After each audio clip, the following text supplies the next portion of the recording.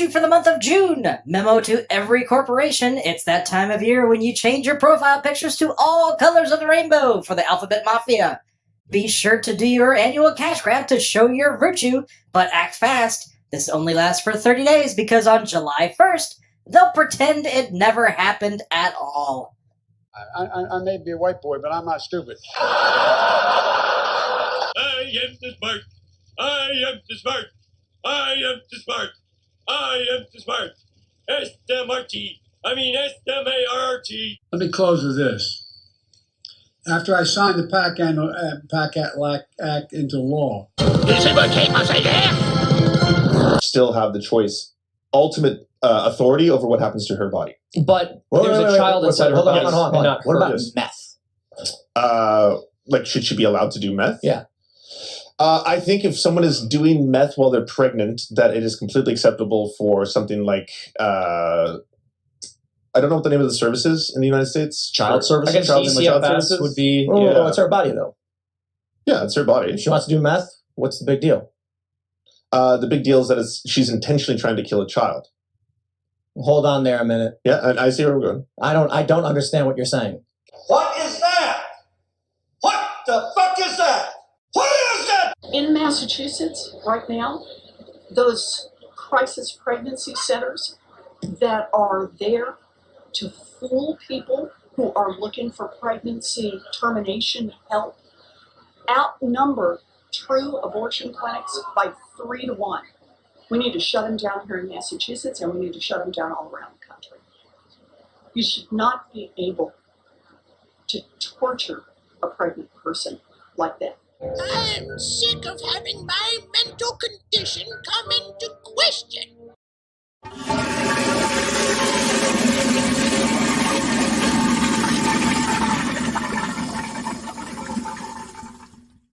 How dare you, sir? There was a time in America when contests of athletic prowess were a metaphor for the nobility of man. Historic moments forged by the love of the game celebrated the human potential to achieve excellence. But as time passed and the country neared the millennium, something went awry. I'm gonna go with the charge. Okay, tell me why. Justin Herbert, Williams, Keenan Allen. Okay, all right. I guess we got time for one more. That offense. We'll dive in deeper here. Raiders, Chargers. Who are you backing to win this one, Stephen A? I don't know. I'm gonna go with the Raiders. I'll just go with that. What you just said is one of the most insanely idiotic things I have ever heard. At no point in your rambling, incoherent response were you even close to anything that could be considered a rational thought. Everyone in this room is now dumber for having listened to it. I award you no points, and may God have mercy on your soul. But if the forces of evil should rise again to cast a shadow on the heart of the city, call me. question. How do we call?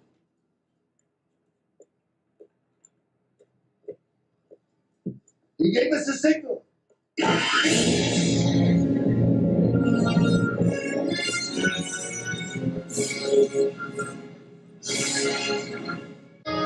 This day, we rescue a world from mysticism and tyranny, and usher in a future brighter than anything we can imagine. Screw him. This is your time. Now go out there and take it. I got something to say. Do it live. I'll write it and we'll do it live.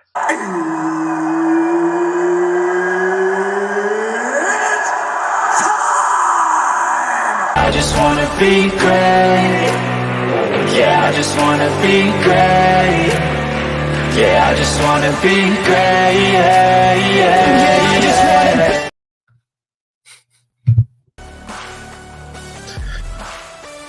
Welcome to the show. You are one-on-one with Wes the Sports Guy here on YouTube, Rumble, Odyssey, Twitter, X, whatever you want to call it. I was on Facebook, but Facebook is not user-friendly. Why? Because you need to have 100 followers to stream live on Facebook now. And I'm less than 10 away. So, hey, if you want to watch me on Facebook instead, like I was doing here for the first 3 or 4 live episodes, go to Facebook. You can find the link in the description of this video and all of my videos on YouTube, BitChute, Rumble, and Odyssey. BitChute's not live right now, but it will be probably tomorrow after this broadcast. But I thank you for tuning in, regardless of where you're listening, watching. You can get all of my social media links, the video links at westthesportsguy.com. And to quickly plug that site and show you what I just posted there.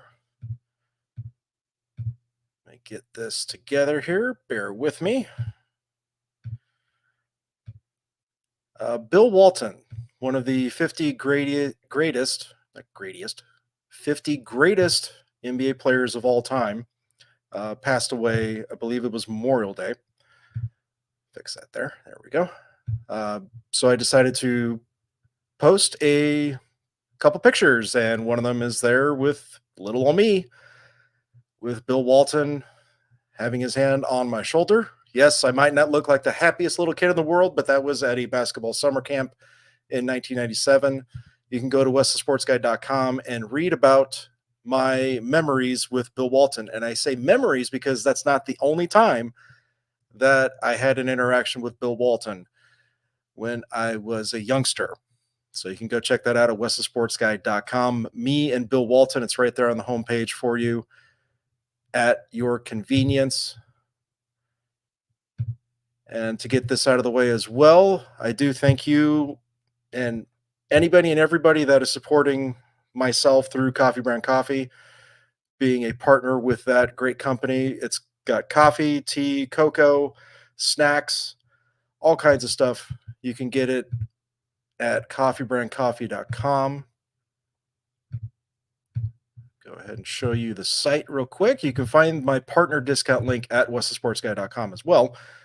But as you can see, it is chock full of plenty of good stuff. So if you're not a coffee drinker, you know, there's the Roaster's Choice program. They're giving you 50% off your first month there, along with these pop-ups. I gotta say to Jeremy, these pop-ups are, I get it, but man, they come at some weird times when you're on their website. That's my only little complaint. Everything else product-wise is great. Fantastic.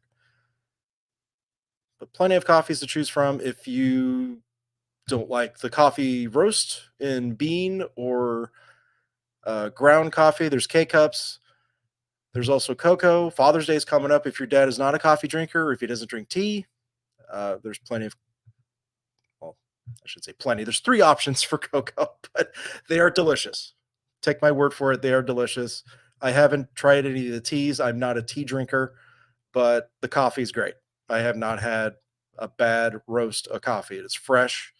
It's right when it's ordered. It'll get roasted when it's ordered, I should say. It's not something that's going to sit on shelves forever. But again, candy, snacks, lots of good stuff. Stuff's on sale too here, as you can see with the snacks. So make sure you stock up. Get that Coffee Brand Coffee partner discount at westthesportsguy.com. Again, bookmark that site if you want to get all the latest musings from myself, which, again, Bill Walton, rest in peace, great individual, and a just great man all the way around. But make sure you check that out, westthesportsguy.com. So as you can see from the title of this video, I am going to be playing in full context Harrison Butker's commencement speech at Benedictine College, which was almost a month ago now. Yes, this probably does seem like old news, but that's just how I roll here. I appreciate you tuning in, though. But there's been a lot of hoopla going on about what he said, and everybody's seems to be taking some things out of context, I believe. And even from folks that I would normally agree with, and not that I want to take everybody's word for it, but even people that have been truthful in what they've been saying in the past, I want to see it for myself. So I'm going to play it. I'm going to play the video. If you haven't seen it in its full context, I thank you for tuning in and going along for the ride with me. But let's just get all that noise out of the way. we're going to see for ourselves what it is. What was the big deal about Harrison Butker's, that name is just so easy to make fun of, his commencement speech at Benedictine College. Now, I will be pausing occasionally, giving some opinion in the middle of this video as well, because not that I would want Benedictine College to copyright me, but hey, this is fair use. I'm reacting to this speech. I think it's something that everybody needs to listen for themselves in its full context.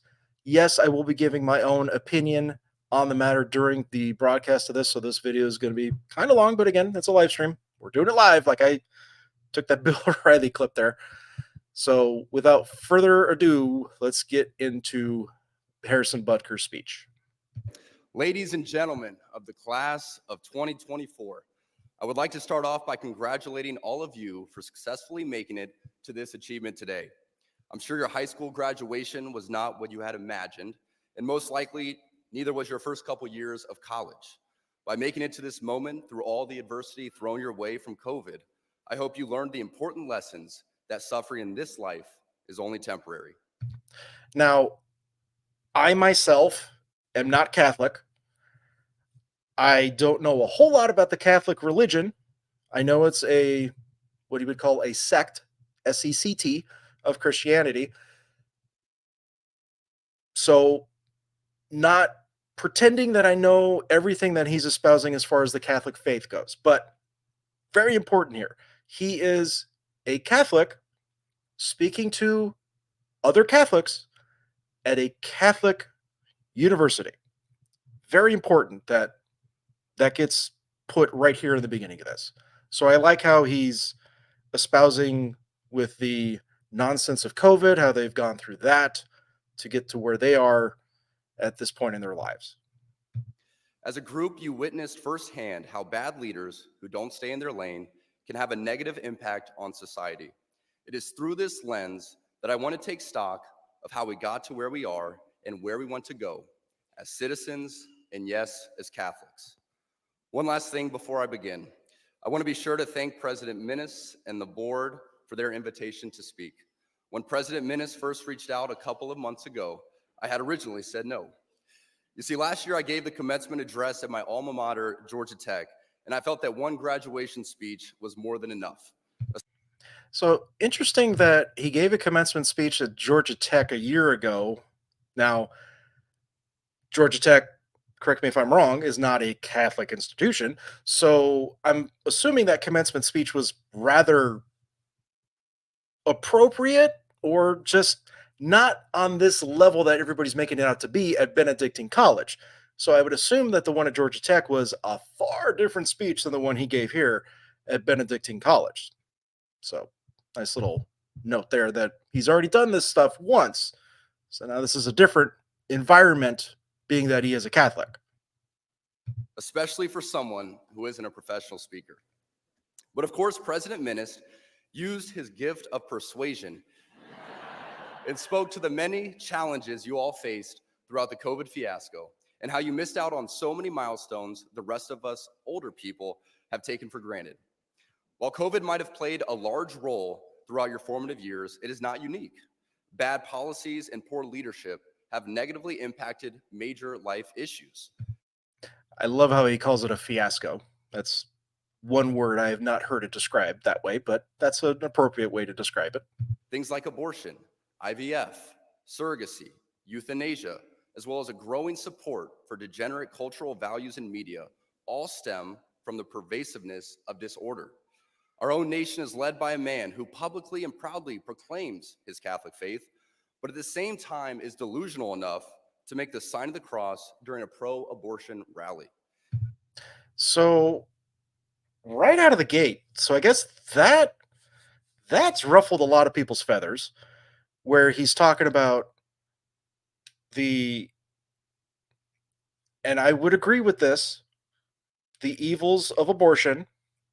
When it comes to surrogacy and IVF, they're being used and manipulated in a way that is depriving the child of the environment of having a mother and a father in the same environment. Now, I know there are some mothers and fathers that have struggled and have had difficulties having children of their own.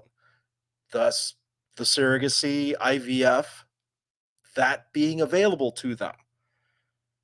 But it's becoming far more pervasive in those aspects, just for those two parts of surrogacy and IVF, where you have two couples that are both women or men having children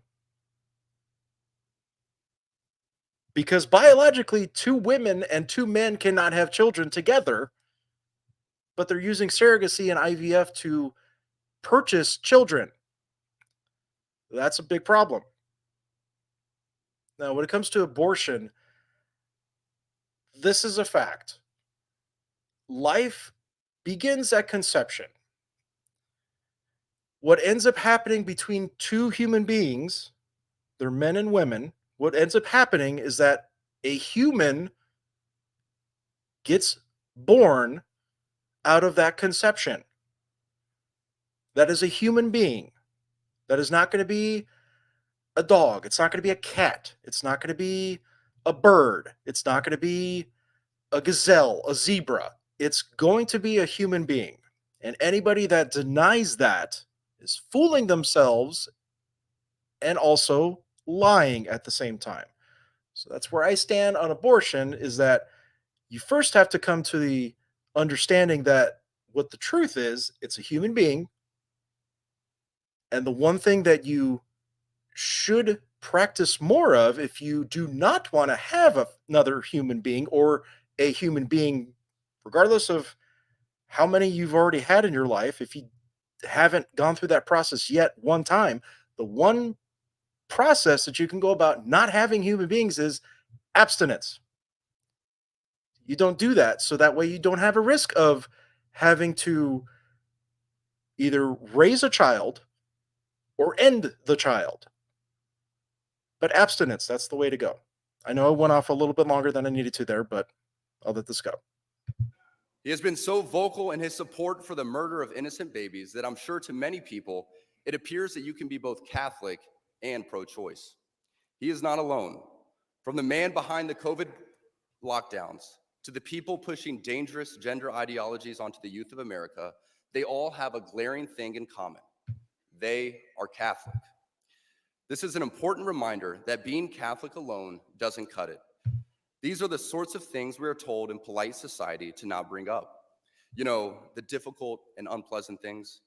But if we are going to be men and women for this time in history, we need to stop pretending that the Church of Nice is a winning proposition. The only thing that I have an issue with there is how he worded that part about basically saying that Biden was responsible for lockdowns.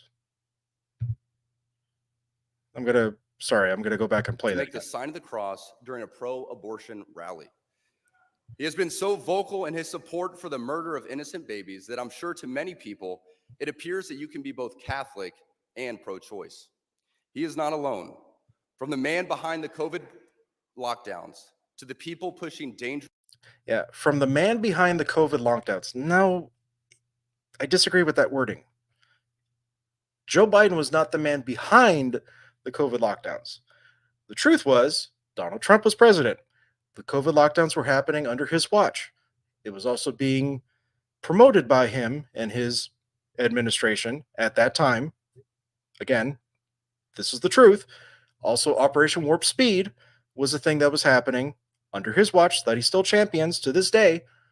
And to be fair, though, Joe Biden, when he got into office, then took the said lockdowns that were happening in 2020, took that and ran with it and put it on steroids. So, again, just a little bit different wording there. I would have much rather had from Harrison Butker in that speech, but that's my only nitpick so far. Dangerous gender ideologies onto the youth of America, they all have a glaring thing in common. They are Catholic. This is an important reminder that being Catholic alone doesn't cut it. These are the sorts of things we are told in polite society to not bring up. You know, the difficult and unpleasant things. But if we are going to be men and women for this time in history, we need to stop pretending that the Church of Nice is a winning proposition. We must always speak and act in charity, but never mistake charity for cowardice. It is safe to say that over the past few years, I've gained quite the reputation for speaking my mind. I never envisioned myself nor wanted to have this sort of a platform, but God has given it to me, so I have no other choice but to embrace it and preach more hard truths about accepting your lane and staying in it. That's very poignant. He's been given something that he might not have understood at a different point in his life just a few years ago, but he understands it. And that is, I applaud that, because even though I'm not nearly as known as Harrison Butker, even before this speech, he is a now 3-time Super Bowl champion. He's the kicker for the Kansas City Chiefs. I'm not as well known as him. I do have a voice, though, just like you have a voice. If you choose to use that voice in whatever means you feel is necessary, use it. And that is what I am doing. And that's just basically out of what I think I'm able, not so much required, but I'm able to do it, and I'm going to take advantage of that as long as I can. So hats off to Harrison for pointing that out. As members of the church founded by Jesus Christ, it is our duty and ultimately privilege to be authentically and unapologetically Catholic. Don't be mistaken, even within the church, people in polite Catholic circles will try to persuade you to remain silent.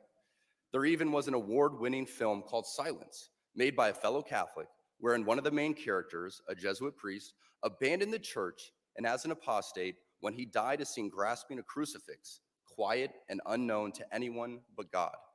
As a friend of Benedictine College, His Excellency Bishop Robert Barron said in his review of the film, it was exactly what the cultural elite want to see in Christianity: private, hidden away, and harmless. Yeah, that's a fair point. I don't know anything about that movie, but that's a fair point. There's been a lot of pressure during most, if not all, of my lifetime to stay hidden, stay in silence, and don't bother coming out into the light, because there's no need for you right now. I know I said in my first of these live streams that I was going to start reading the Bible, and I am. Granted, some of it has been a struggle just because I'm not used to it. I've never read it before. And that's not to say that you're going to have a better chance of understanding it than I am currently, but I'm going through it and I'm trying to grasp what it is in totality. Like I said, I'm trying to find the truth wherever it may lead me. And if this is one part that I could find it, I'm all for it. But I'm still going through it right now. I've gone through Genesis and Exodus. I'm currently in Leviticus right now.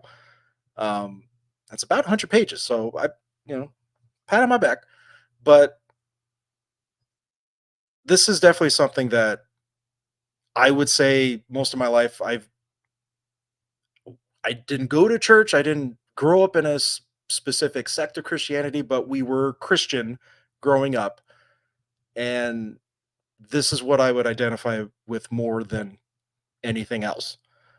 So him coming at it from a Catholic perspective, he's talking about Christianity as a whole here, obviously, where we're being told to hide away in our hole, don't bother coming out, while at the same time, too, with what's happening with a lot of Christianity is, even though they're staying in their hole, now they're being encroached on to say, okay, you must affirm X, Y, and Z while still staying in your hole, even though we're just minding our own business here, but everything's being encroached upon. Our Catholic faith has always been countercultural. Our Lord, along with countless followers, were all put to death for their adherence to her teachings. The world around us says that we should keep our beliefs to ourselves whenever they go against the tyranny of diversity, equity, and inclusion. We fear speaking truth because now, unfortunately, truth is in the minority.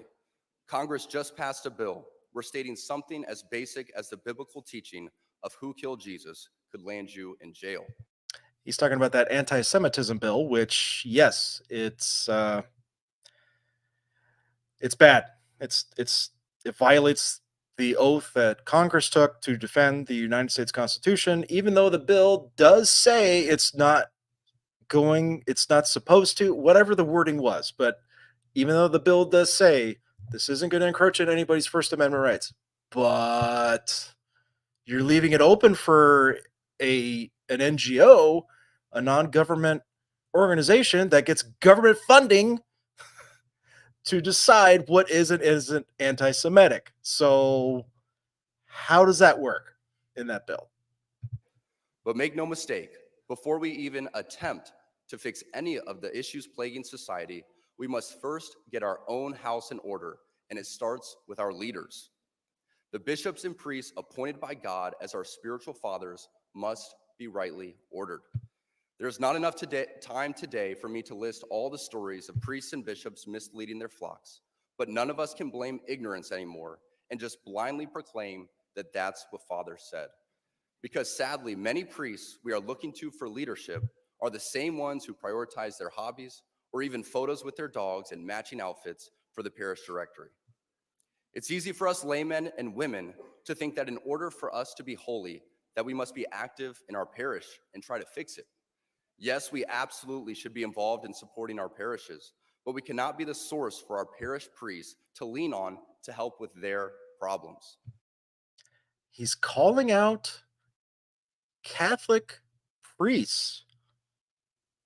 So that's something that a lot of folks that are, the gnashing of teeth and the just vile that's coming out just to say, oh, he's a horrible human being. Oh, he's a horrible man. Look at this white man getting on his podium, spousing just horrible things. And he's calling out Catholics. I thought those that were, gnashing their teeth and wanting to defend the right to kill babies via abortion and sell them via surrogacy and IVF to not a couple that's a mother and a father. I thought you hated Catholics. He's calling them out. He's calling out Catholics in this speech. That's something you didn't point out here. I wonder why. I think you might not have watched the speech, so let's continue. Just as we look at the relationship between a father and his son, so too should we look at the relationship between a priest and his people. It would not be appropriate for me to always be looking to my son for help when it is my job as his father to lead him. St. Jose Maria Escriva states that priests are ordained to serve and should not yield to temptation to imitate lay people, but to be priests through and through. Tragically, so many priests revolve much of their happiness from the adulation they receive from their parishioners, and in searching for this, they let their guard down and become overly familiar. This undue familiarity will prove to be problematic every time because, as my teammate's girlfriend says, familiarity breeds contempt. St. Jose Maria continues that some want to see the priest as just another man. That is not so. They want to find in the priest those virtues proper to every Christian and indeed every honorable man: understanding, justice, a life of work, priestly work in this instance, and good manners. It is not prudent as the laity for us to consume ourselves in becoming amateur theologians so that we can decipher this or that theological teaching, unless, of course, you are a theology major. We must be intentional with our focus on our estate in life and our own vocation. And for most of us, that's as married men and women. Still, we have so many great resources at our fingertips that it doesn't take long to find traditional and timeless teachings that haven't been ambiguously reworded for our times. Plus, there are still many good and holy priests, and it's up to us to seek them out. Again, he's going down the list of things with the Catholic religion that he finds true, good, and beautiful, and he's reiterating those those parts of it, and he's just saying, look, we can't go down this path that a lot of us are currently going down. We need to get back on this one. This is what's worked. This is what's been good for us in the past. This is what continues to work. So I don't find anything wrong with this. I've only found one thing wrong, and that was his wording about Biden being behind the lockdowns. And no, he wasn't. He just, when he got in, he took it and made it 10 times worse. The chaos of the world is unfortunately reflected in the chaos in our parishes, and sadly in our cathedrals too. As we saw during the pandemic, too many bishops were not leaders at all. They were motivated by fear of being sued, fear of being removed, fear of being disliked. They showed by their actions, intentional or unintentional, that the sacraments don't actually matter. Because of this, countless people died alone without access to the sacraments, and it's a tragedy we must never forget. Absolutely. And I don't know if synagogues were doing the same thing with their religion. Were the mosques doing the same thing like a lot of churches were all over this country? Absolutely. It just, what a time. What a time. But no, hats off. That's another great point. Great point by Harrison. As Catholics, we can look to so many examples of heroic shepherds who gave their lives for their people and ultimately the church. We cannot buy into the lie that the things we experienced during COVID were appropriate. Over the centuries, there have been great wars, great famines, and yes, even great diseases, all that came with a level of lethality and danger. But in each of those examples, church leaders leaned into their vocations and ensured that their people received the sacraments. Great saints like St. Damien of Malachi, who knew the dangers of his ministry, stayed for 11 years as a spiritual leader to the leper colonies of Hawaii. His heroism is looked at today as something set apart and unique, when ideally, it should not be unique at all. For as a father loves his child, so a shepherd should love his spiritual children too. That goes even more so for our bishops, these men who are present-day apostles. Our bishops once had adoring crowds of people kissing their rings and taking in their every word, but now relegate themselves to a position of inconsequential existence. Now, when a bishop of a diocese or the bishops' conference as a whole puts out an important document on this matter or that, nobody even takes a moment to read it, let alone follow it. No. Today, our shepherds are far more concerned with keeping the doors open to the chancery than they are with saying the difficult stuff out loud. It seems that the only time you hear from your bishops is when it's time for the annual appeal, whereas we need our bishops to be vocal about the teachings of the church, setting aside their own personal comfort and embracing their cross. Setting aside their own personal comfort. Wow. If that doesn't ring true, not just in a Catholic setting, he's talking to Catholics at a Catholic institution. You have to set aside your own personal comfort for the times that we are living in currently. And there's many, many things I could point to, but you're going to have to decide, what are you willing to sacrifice when the tough gets going, the going gets tough. It's, what are you going to do? Figure that out very, very soon, because I'm afraid it's going to get worse before it gets better. I believe it will get better, but I still think it's going to get worse before it does. But set aside that personal comfort. Our bishops are not politicians, but shepherds. So instead of fitting in the world by going along to get along, they too need to stay in their lane and lead. I say all of this not from a place of anger, as we get the leaders we deserve. But this does make me reflect on staying in my lane and focusing on my own vocation and how I can be a better father and husband and live in the world, but not be of it. Focusing on my vocation while praying and fasting for these men will do more for the church than me complaining about her leaders. He's even calling himself out. I need to be better. I need to be a better man. I need to be a better husband. I need to be a better father. He's calling himself out. again, all that just abhorrent behavior towards this speech, 99.9% of them did not watch the speech. He is chastising Catholics and himself. Little more than halfway to go. I'm amazed. I am simply amazed by this. You're seeing it in full context here. Because there seems to be so much confusion coming from our leaders, there needs to be concrete examples for people to look to, in places like Benedictine, a little Kansas college built high on a bluff above the Missouri River, are showing the world how an ordered, Christ-centered existence is the recipe for success.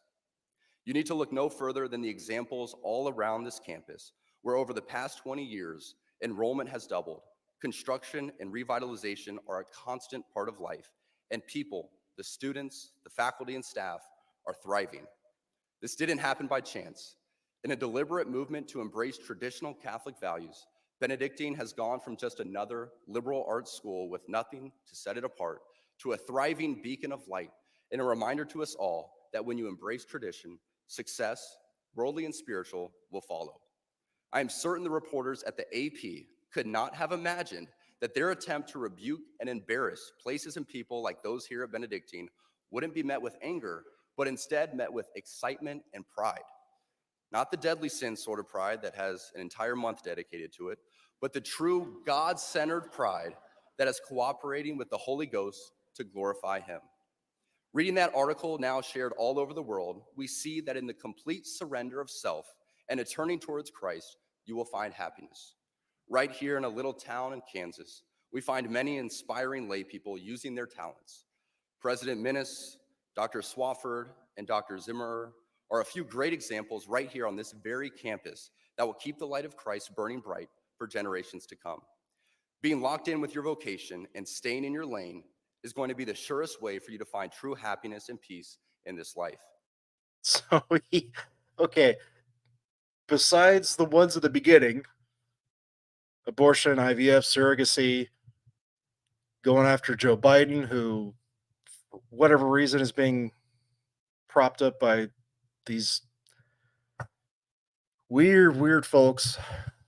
I mean, take that what you will. But also going after Pride Month. Oh, that's the other one. Okay. He did Pride Month. Of course. All right. So I see why we only want to focus on certain things in this speech. Okay. That's another one. But hey, what's a month? You get many other days of the year as well. It's not just 1 month. But again, I'm being told I have to affirm certain behaviors when it also is being flaunted upon a portion of the population that didn't ask for it, didn't demand it, didn't want it, because they can't consent to it. And I'm talking about children. That's a no. We're not going there.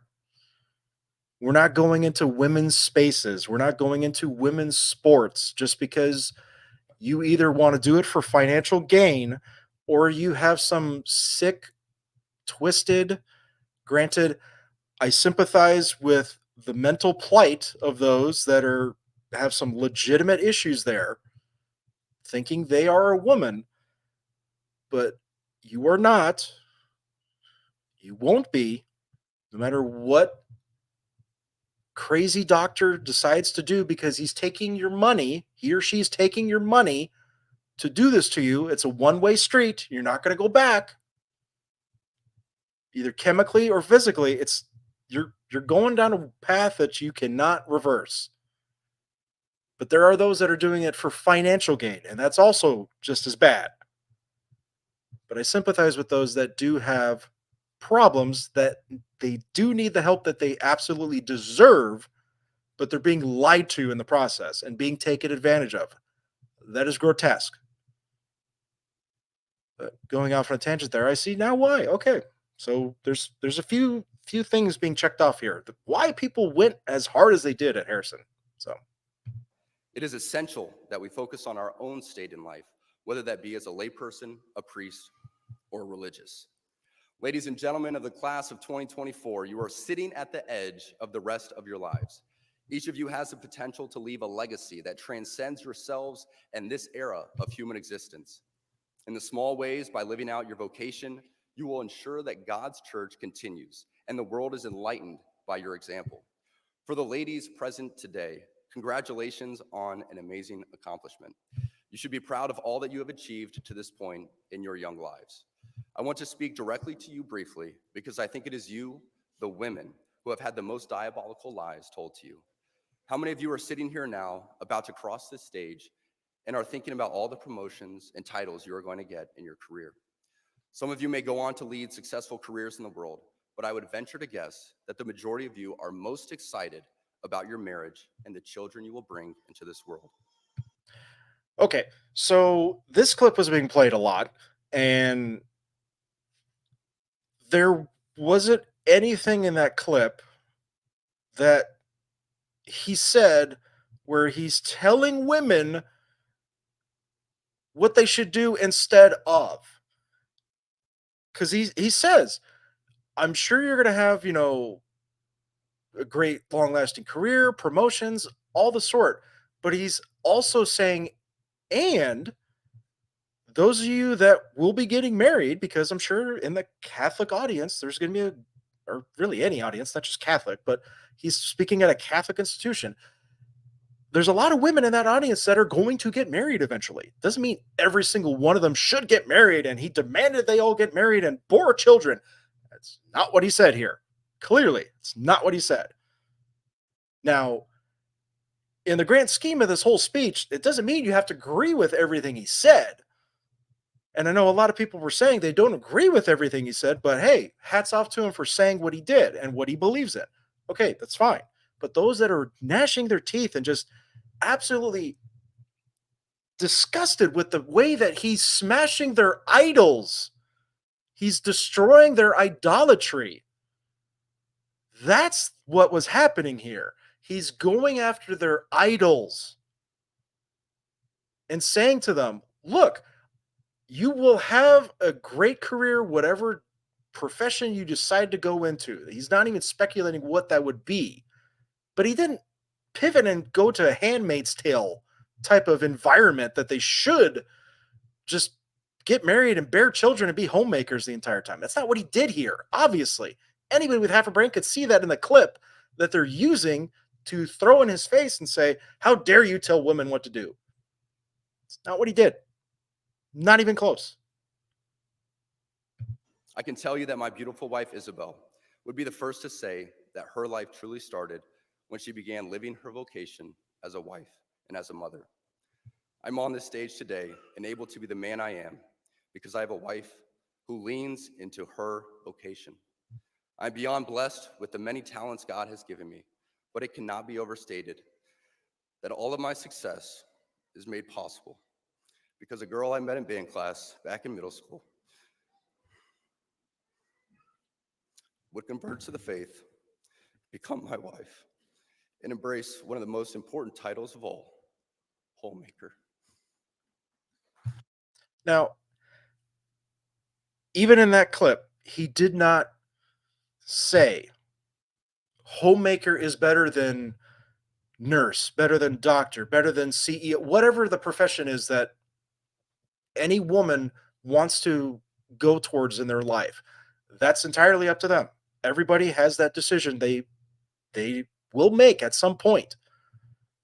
But he's talking about his own personal experience, his own wife, and the joy that they share together as a couple, as a man and a woman, raising children in an environment that, yes, their environment seems to be pretty good in this day and age.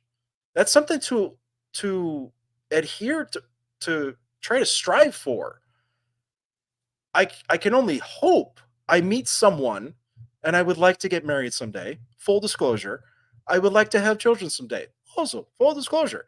I would like to meet somebody as good as Harrison's wife is right now, because that is something that should be cherished in society. That is something that we do look up to and say, that's a fine couple right there. You couldn't find a better couple than that. That's something to absolutely welcome and champion. Nothing wrong was said in there. He's talking about his own personal experience, his own wife, and what makes her happy. It might not be for everybody, but he's talking about his own experience here.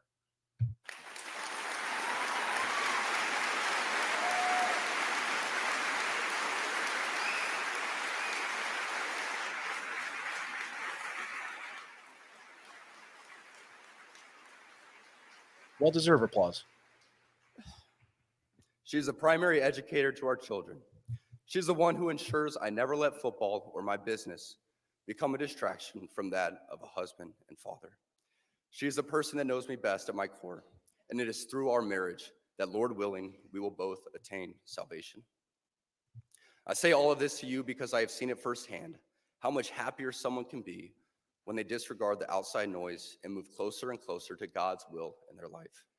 Isabel's dream of having a career might not have come true, but if you asked her today if she has any regrets on her decision, she would laugh out loud without hesitation and say, heck no. See, he's talking about his own wife. He's also pointing out something that nobody, as he said earlier in his speech, that nobody wants you to know anymore. But not every woman is looking to get to the top of the mountaintop, the highest pedestal in every company on the face of the earth. Not every woman is striving to do that, and that's fine. Those that want to do that, hey, perfectly fine. More power to you. Not telling you not to do that. That's not what he's doing either. But there's something uniquely special, and it's different with, again, men and women are different. Men, inherently by nature, we're supposed to be the ones that protect, that provide, and give a sense of direction for the family, for the nuclear family. The woman is supposed to be nurturing, supposed to also be protective. You know, we always talk about the mama bears and stuff like that, so women can be protective too.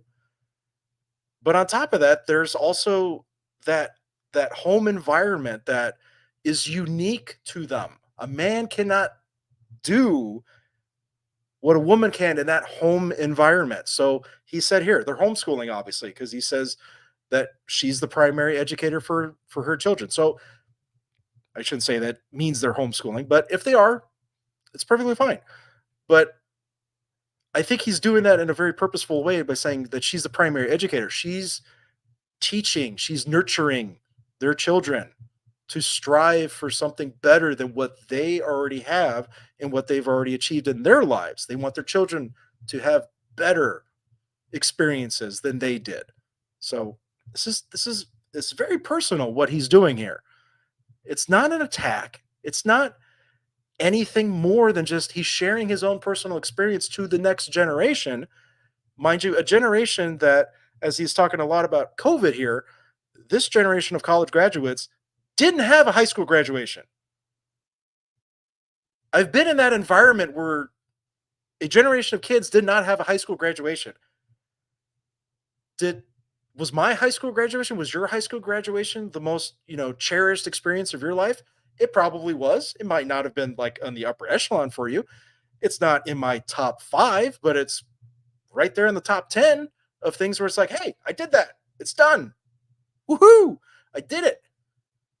There are kids, unfortunately, that are going to go the rest of their lives that did not experience that. And that's wrong.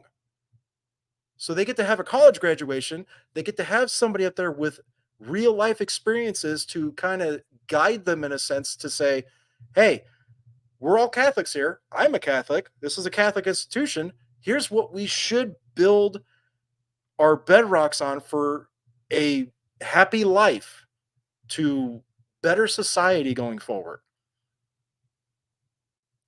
Now, I find this fascinating that so many people were just, their idols were being destroyed in real time, and that's why they had the reaction that they did. It's amazing.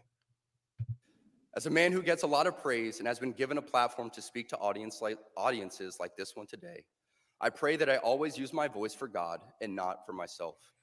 Everything I am saying to you is not from a place of wisdom, but rather a place of experience. I am hopeful that these words will be seen as those from a man not much older than you, who feels it is imperative that this class, this generation, and this time in our society must stop pretending that the things we see around us are normal. Heterodox ideas abound even within Catholic circles, for let's be honest, there is nothing good about playing God with having children, whether that be your ideal number or the perfect time to conceive. No matter how you spin it, there is nothing natural about Catholic birth control.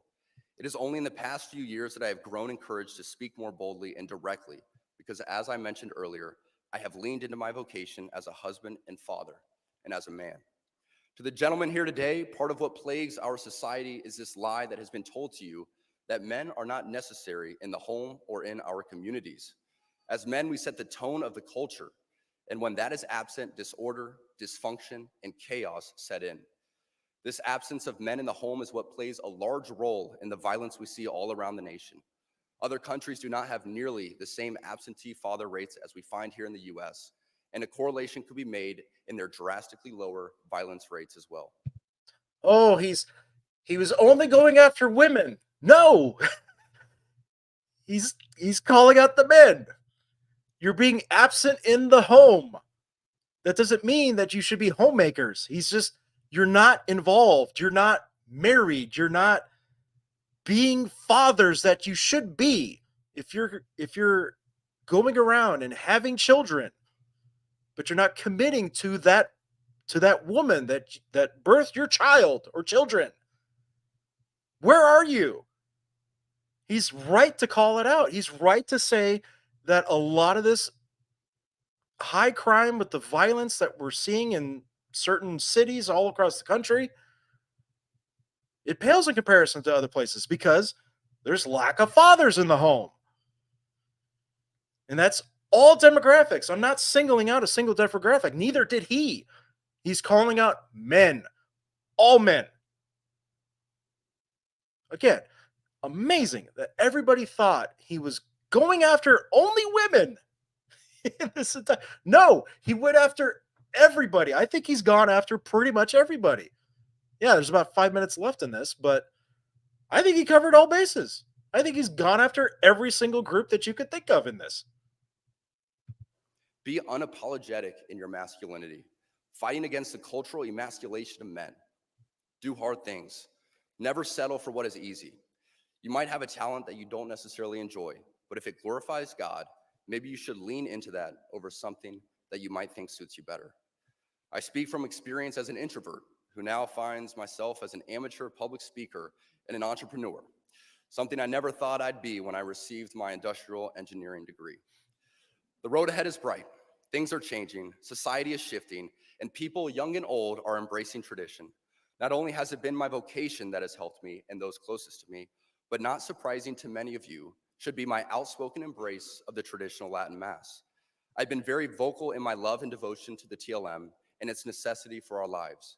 But what I think gets misunderstood is that people who attend the TLM do so out of pride or preference. I can speak to my own experience, but for most people I have come across within these communities, this simply is not true. I do not attend the TLM because I think I am better than others, or for the smells and bells, or even for the love of Latin.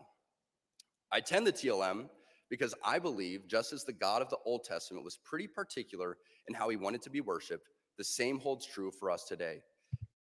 That is definitely true. Old Testament, especially going through Exodus and in Leviticus right now, that is absolutely true. That little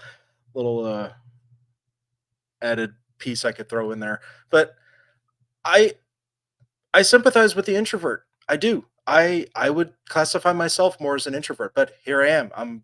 I'm broadcasting potentially to the entire world on YouTube, Rumble, Odyssey, X, Twitter, whatever you want to call that thing. But there are some things that you're called to, and it's up to you whether or not you're going to answer that call or not. I'm still very, very young into my faith walk, and we'll see how it goes continuing on that path in the foreseeable future. Because, like I said, I said I was going to be doing it every day. I haven't, and that's on me.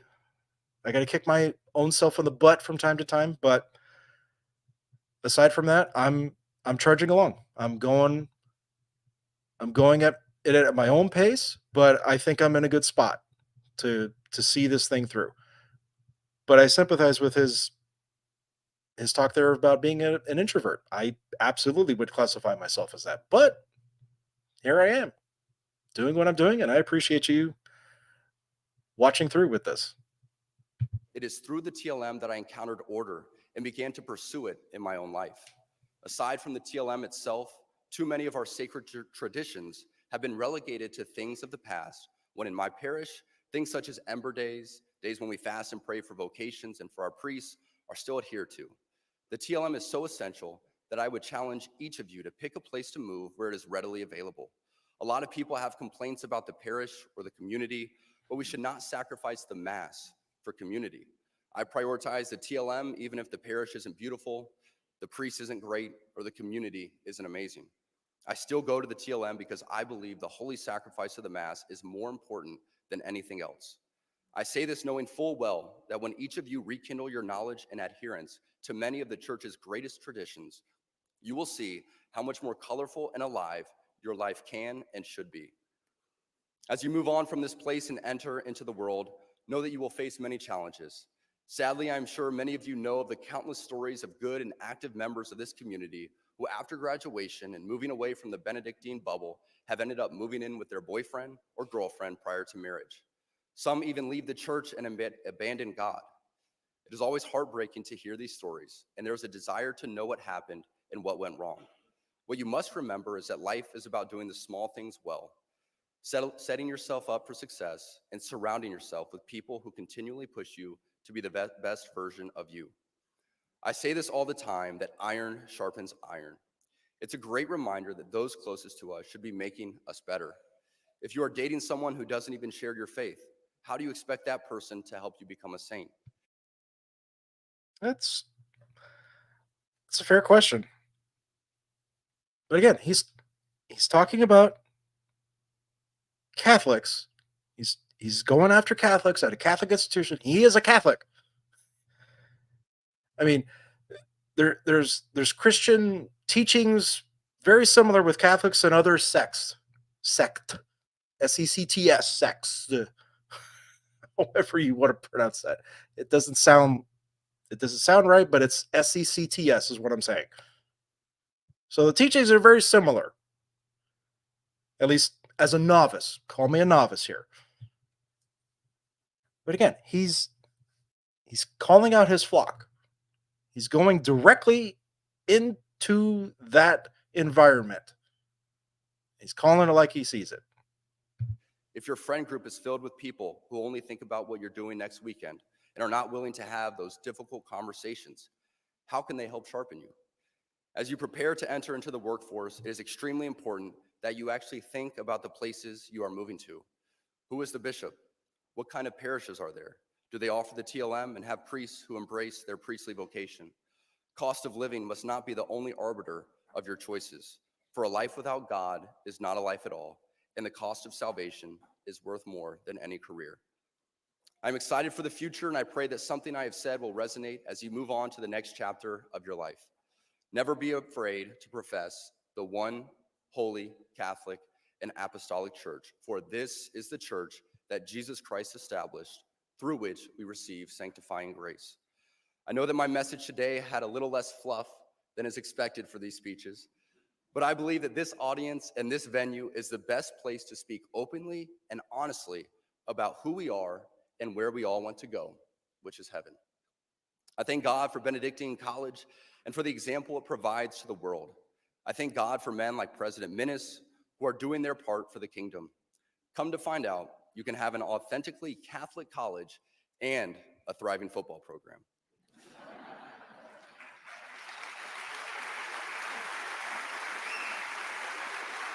Of course, he's going to get applause for that. Make no mistake, you are entering into mission territory in a post-God world, but you were made for this, and with God by your side and a constant striving for virtue within your vocation, you too can be a saint. Christ is King to the heights.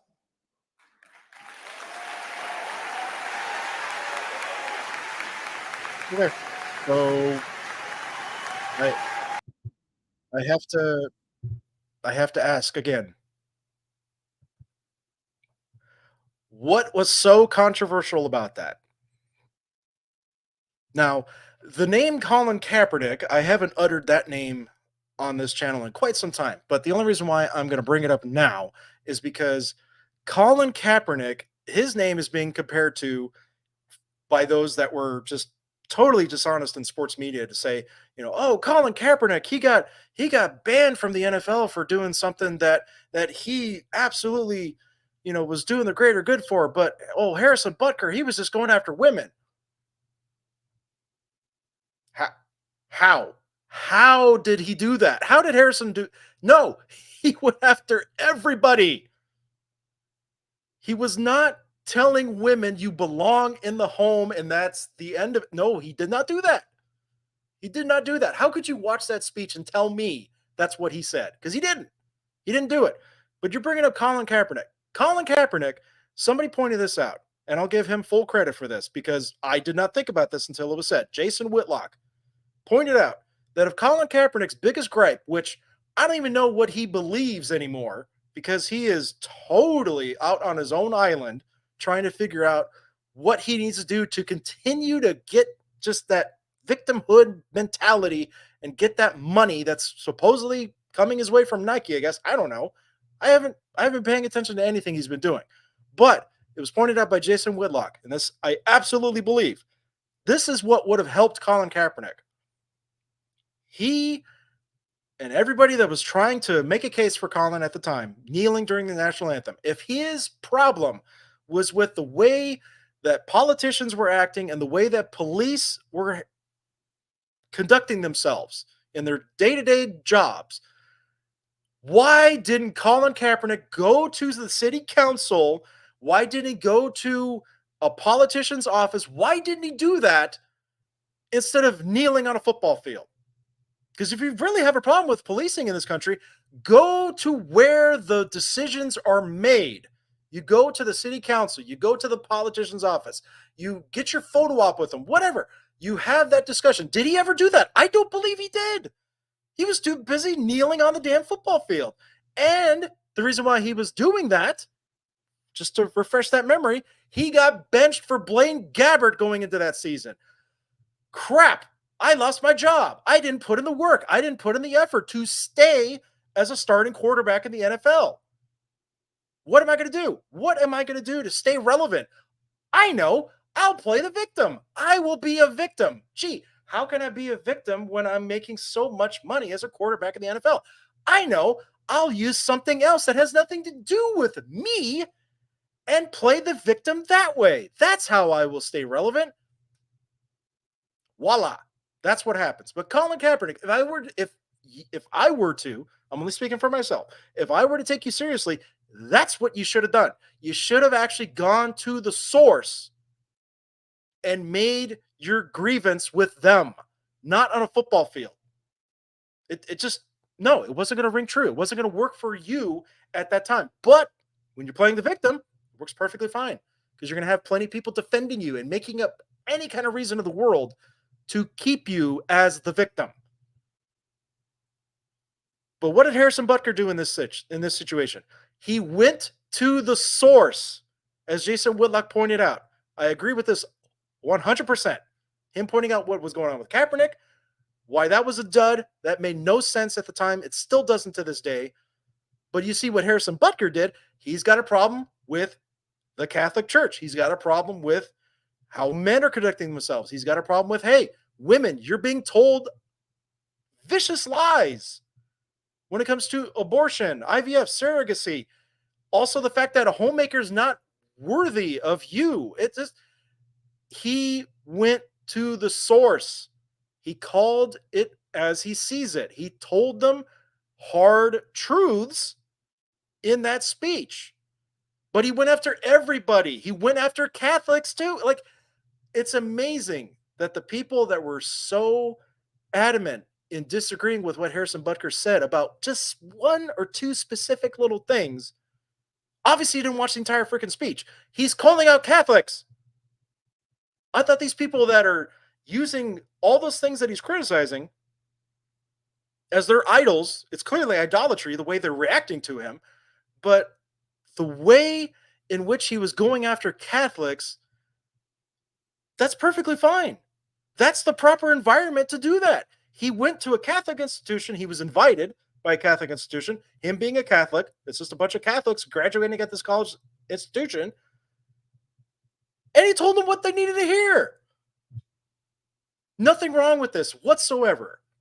Man, I'm about as fired up as I can get. I do appreciate you tuning in. I really do. What a time. What a time. But yeah, just, you saw it there. Full context. You could watch it yourself if you want. It's Benedictine College's YouTube channel. A little over 20 minutes long. That was something. And goes to show you that if you see things in its proper context, its full context, you get a better understanding of what really is going on here. Not from just some clickbait stuff or somebody that's just totally outraged about anything and every little thing in that speech. So you see it for what it is. They were just flat out either lying, trying to grift off of something, or what really happened here is their idolatry was being attacked. Their idols were being smashed in front of them. I can't have that happen, was their reaction to it. And others can disagree with everything, with some things that he said or everything that if you're coherently disagreeing with what he said, that's fine. But I'm talking about the ones that were just absolutely emotional, just like I said, gnashing of teeth. It was like watching something straight from hell. Straight demonic, the way they were reacting to some of the stuff that he said. It's like, are you kidding me? You're going to react about something that was taken out of context in less than a minute and think that was the entirety of his speech? How about go watch it? Find out for yourself.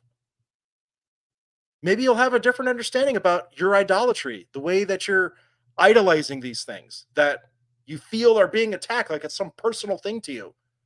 No. He was going after Catholics. He was going after men, women, pretty much in the Catholic Church. He was going after priests. He was going after all of it. But that was the proper environment. Nothing wrong with it. Perfectly fine.